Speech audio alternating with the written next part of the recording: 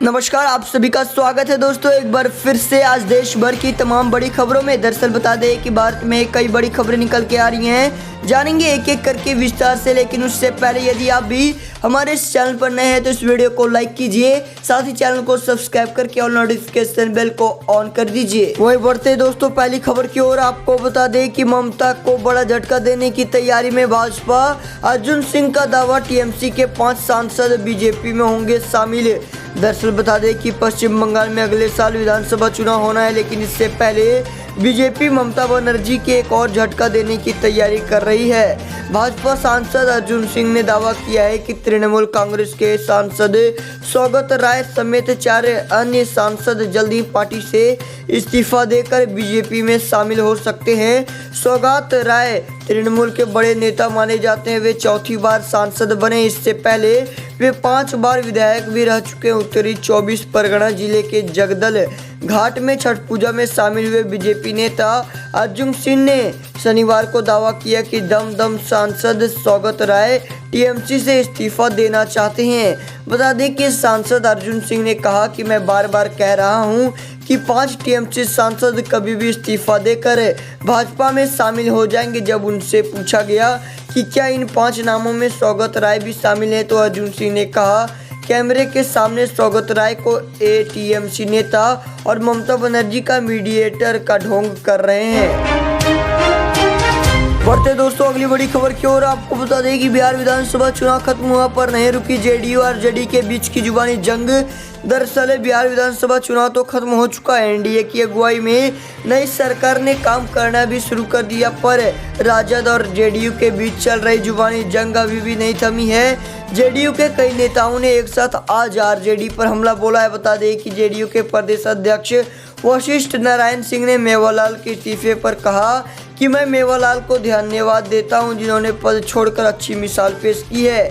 उन्होंने कहा कि नीतीश कुमार ने एक बार फिर से राजनीतिक शुचिता का परिचय दिया है। जब भी कोई अंगुली नीतीश कुमार पर उठी, उन्होंने उस पर कार्रवाई कर उसका जवाब दिया। उन्होंने उस सवाल किया कि लेकिन तेजस्वी यादव के पास क्या कोई नैतिकता है। बता दें कि नीतीश कुमार की तारीफ करते हुए वशिष्ठ नारायण ने कहा कि नीतीश कुमार जीरो टॉलरेंस की बात करते हैं और उसी पर चलते हैं, लेकिन तेजस्वी यादव ऐसा नहीं कर सकते। साथ ही बढ़ते हैं अगली बड़ी खबर की ओर। आपको बता दें कि सरकार से बातचीत की शर्त पर किसानों ने 15 दिनों के लिए रोका आंदोलन। फिर से शुरू होंगी सेवाएं। दरअसल बता दें कि केंद्र के विवादास्पद कृषि कानूनों का विरोध करने के लिए पंजाब के किसानों ने राज्य भर में रेल सुविधाओं को रोक रखा था, लेकिन सोमवार रात से ट्रेन की सेवाएं फिर से शुरू होने जा रही है। बता दें कि यह घोषणा किसानों की यूनियनों और मुख्यमंत्री अमरिंदर सिंह के बीच एक बैठक के बाद की गई।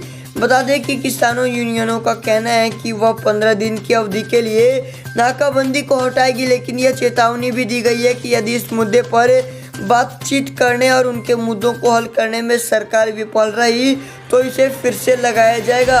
अमरिंदर सिंह ने घोषणा किए जाने के तुरंत बाद ट्वीट करते हुए कहा कि उन्होंने किसानों के फैसले का स्वागत किया है और केंद्र से राज्य में रेल सेवाओं को फिर से शुरू करने का आग्रह किया। उन्होंने यह भी कहा कि किसान यूनियनों के साथ एक उपयोगी बैठक हुई। यह साझा करते हुए खुशी हो रही है कि 23 नवंबर की रात से किसान यूनियनों ने 15 दिनों के लिए रेल नाकाबंदी की घोषणा को समाप्त करने का फैसला कर दिया है।